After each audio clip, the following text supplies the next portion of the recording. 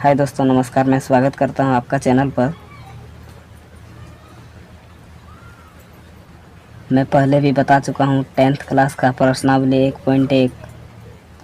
आज मैं बताने जा रहा हूं 10th क्लास का प्रश्नावली 1.2, जिसका पहला सवाल है, निम्नलिखित संख्याओं को अभाज्य गुणनखंडों के गुणनफल के रूप में व्यक्त कीजिए।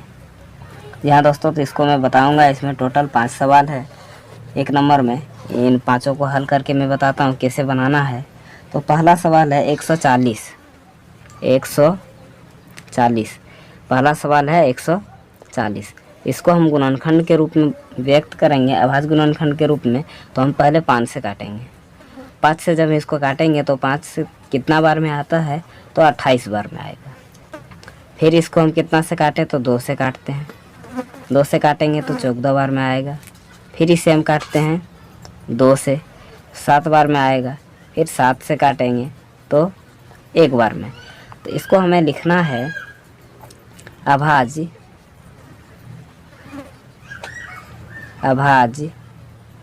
बराबर, जैसे 2 कितना है, तो 2 गो है तो 2 पर पावर 2 गुने 5 गुने 7।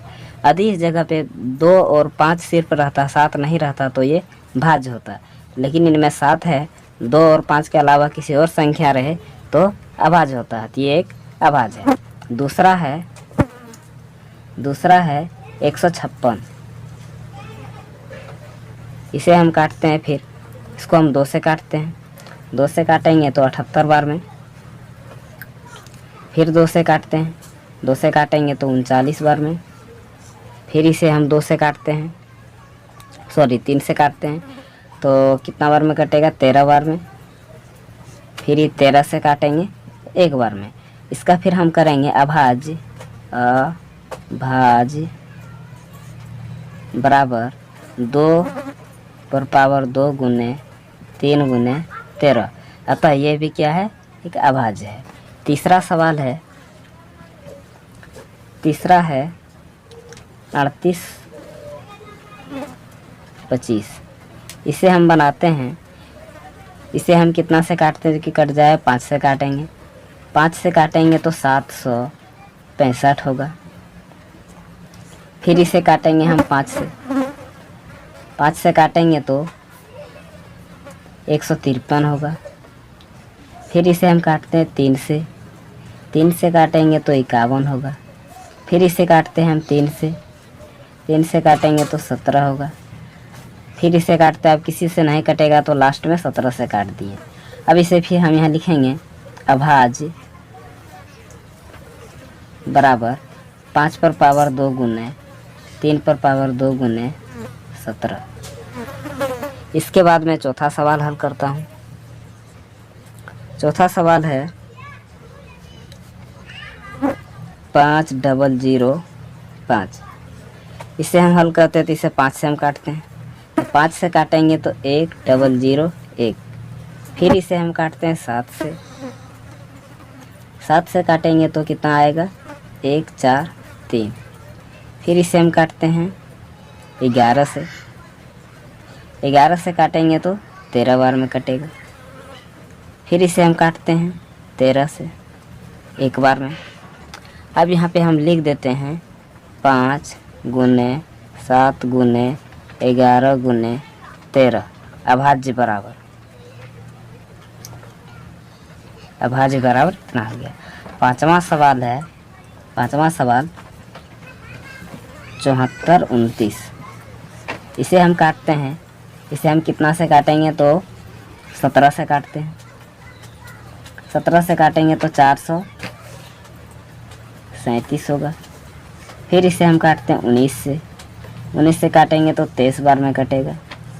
फिर इसे हम काटते हैं 23 से काटेंगे तो 1 बार में। अब यहाँ फिर हम लिख देंगे अभाज्य बराबर 17 गुने 19 गुने 23। तो जी हाँ दोस्तों, 1 नंबर का पूरा सवाल हल हो गया, 5 का 5। मैं दूसरा नंबर का सवाल लेके आया हूँ। प्रश्नावली 1.2 का दूसरा सवाल। इसमें क्या है, पूर्णांकों के निम्नलिखित युग्मों के HCF और LCM ज्ञात कीजिए तथा इनकी जांच कीजिए कि दो संख्या का गुणनफल बराबर HCF गुने LCM है। इसमें 3 सवाल है, 1 2 3। मैं तीनों हल करके दिखाता हूँ। तो पहला सवाल, तो 2 नंबर का पहला सवाल है 26 और 91।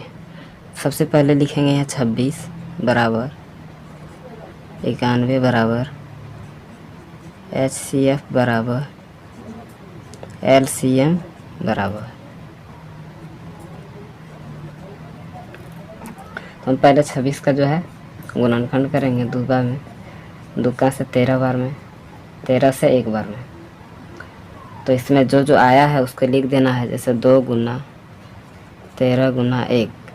फिर 91 का हम करेंगे तो 7 से 13 बार में, 13 से 1 बार में। इसमें आएगा 7 गुना 13 गुना 1। तो जो जो मिल गया है, जैसे 1 1 मिल गया है तो HCF में लिखेंगे 1। फिर 13 13 मिल गया है तो HCF में लिखेंगे 13 बराबर, ही दोनों को गुना करेंगे तो 13। तो इसका HCF बराबर 13 निकल गया। फिर LCM में लिखेंगे, जो मिल गया है उसे लिखना है पहले, और जो नहीं मिला है, जैसे इसमें 2 बच गया 2 लिखेंगे, इसमें 7 बच गया है तो 7 लिखेंगे। फिर इसे टोटल सब मिला के गुना करके और हम यहाँ पे लिख देंगे। तो यहाँ पे हो गया 13 दूनी 26, 26 गुना यदि हम 7 करते हैं तो 26 गुना 7 करेंगे कितना हो जाएगा, 42 के 2 बाकी 4, 7 दूनी 14, 4 18, 182। तो ये रहा पहला सवाल। अब हम दूसरा सवाल बनाएंगे। फिर तो दूसरा सवाल बनाते हैं। 2 नंबर का सवाल है, दूसरा सवाल है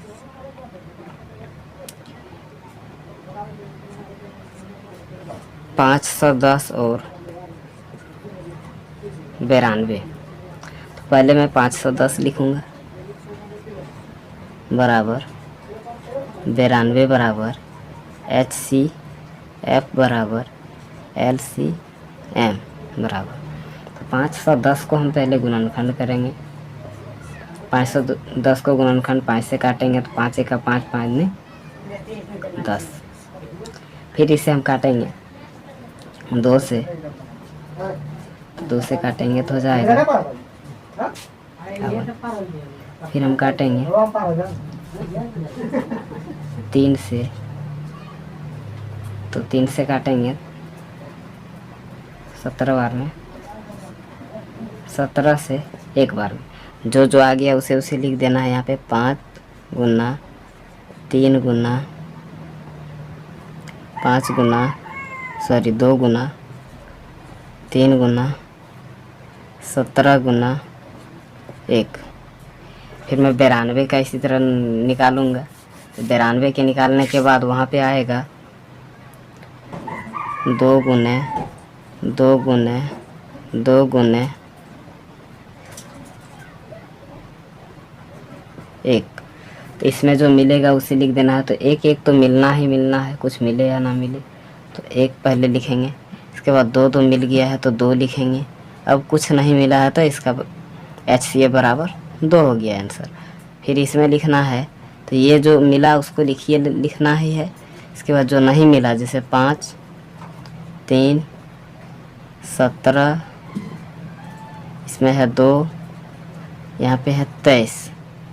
फिर इसको गुना करेंगे तो यहाँ पे आ जाएगा 23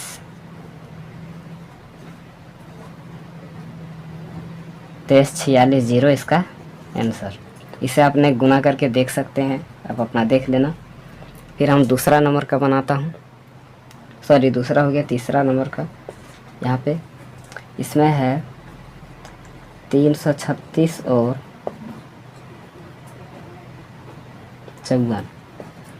इसको उसी तरह फिर लिखेंगे 336 54 HCF LCM। इसका फिर हम गुणनखंड करेंगे। तो गुणनखंड करने के बाद इसमें आएगा 2 गुना 2 गुना 2 गुना 2 गुना 3 गुना 7 गुना 1। फिर इसमें यदि हम कहते हैं 54 में, तो इसमें आएगा 2 गुना 3 गुना 3 गुना 3 गुना 1।